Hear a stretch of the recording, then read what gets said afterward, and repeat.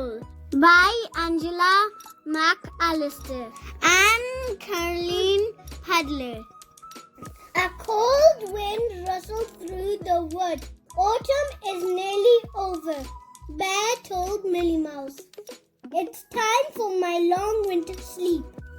Millie gave Bear a hug.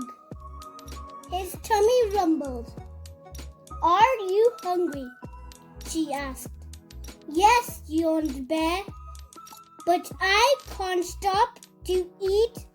I might fall asleep right here in the wood.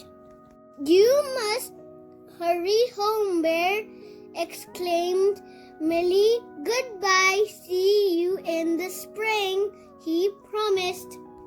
Poor Bear is going to bed hungry, thought Millie, as her friend tramped away through the autumn leaves. I have to help him. She looked around. Oh, blackberries! Bear would love those, she thought. But the blackberries were too high to pick. Millie frowned. I'll get you somehow, she said.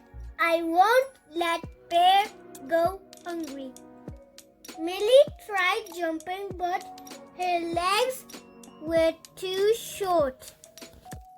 She tried knocking them down with a stick, but still she couldn't reach.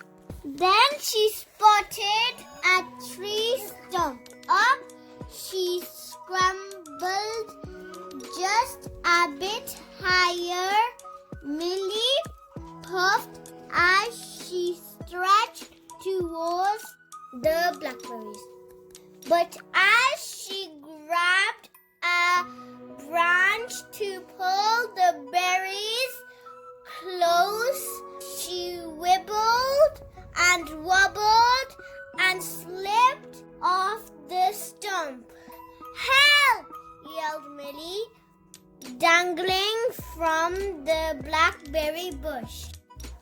Luckily, Fox was passing by. You're too small to climb up there, he said, lifting her down.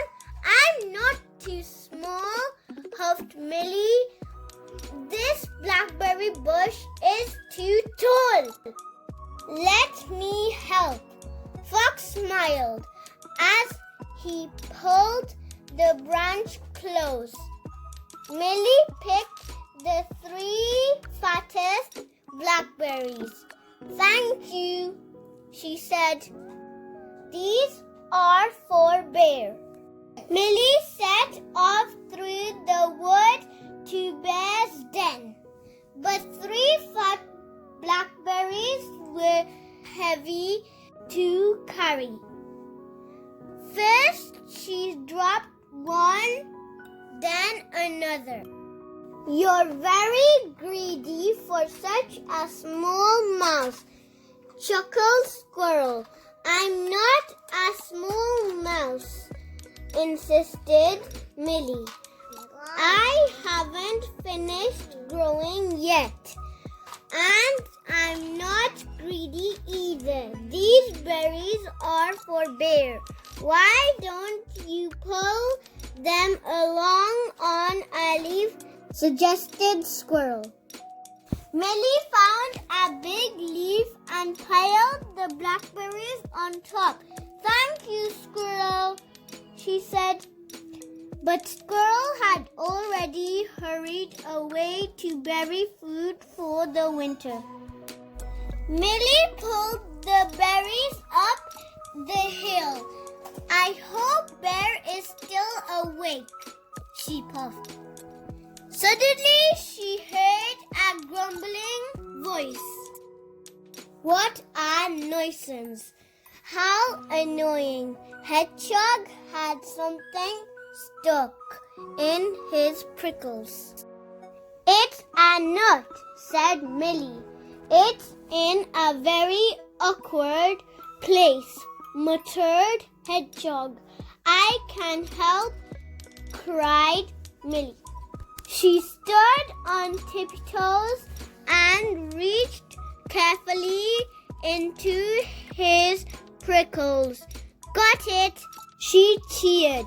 You can't have it, grunted Hedgehog, and he scurried off. Millie added the nut to her pile, but when she tugged the leaf, everything toppled off and rolled away down the hill. One berry fell into a rabbit hole, one rolled under a hedge, and Hedgehog's nut plopped into a puddle. Come back, cried Millie as she raced after them. When she reached the bottom of the hill, there was just one berry left. I can't even run as fast as a blackberry, she huffed. I'm just too small. Millie sat and sighed sadly.